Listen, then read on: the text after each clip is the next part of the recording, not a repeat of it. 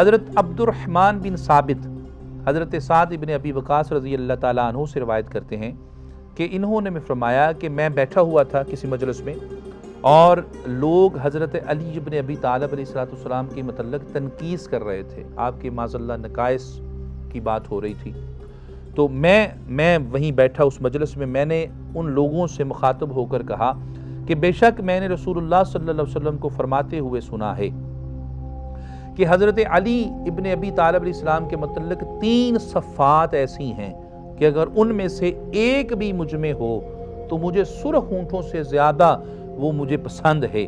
پہلی کیا کہ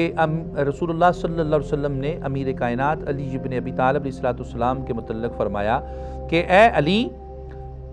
تمہاری نسبت میرے ساتھ ایسے ہے جیسے موسیٰ کے ساتھ ہارون کی نسبت تھی، پس میرے بعد کوئی نبی نہیں ہوگا،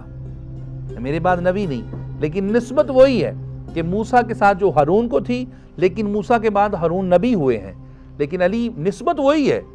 تعلق وہی ہے، رشتہ وہی ہے، صفات وہی ہیں، معاملات وہی ہیں، ہر چیز وہی ہے، لیکن بس یہ ہے کہ میرے بعد نبی نہیں ہے۔ پہلی صفت یہ ہے۔ دوسری صفت حضرت سعد بن ابی وقاص رضی اللہ تعالیٰ عنہ ارشاد فرماتے ہیں وہ یہ ہے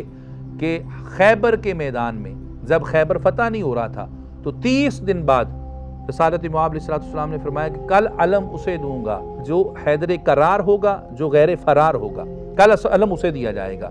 تو حضرت سعد بن ابی وقاص فرماتے ہیں کہ میرے سمیت تمام صحابہ کرام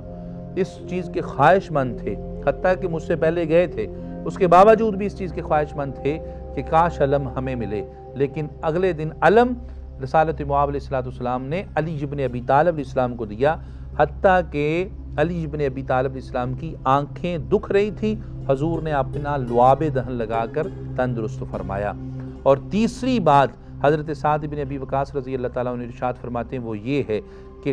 غدیر خم کے مقام پر رسول اللہ صلی اللہ علیہ وسلم نے ارشاد فرمایا کہ من کنت مولا فہذا علی مولا، کہ جس کا میں محمد مولا ہوں اس کا یہ علی مولا ہے۔ اس حدیث مبارکہ کو سنن الکبریٰ للنسائی جلد 7 صفحہ 411 اور حدیث کا نمبر ہے 8343۔ پھر سنن ابن ماجہ میں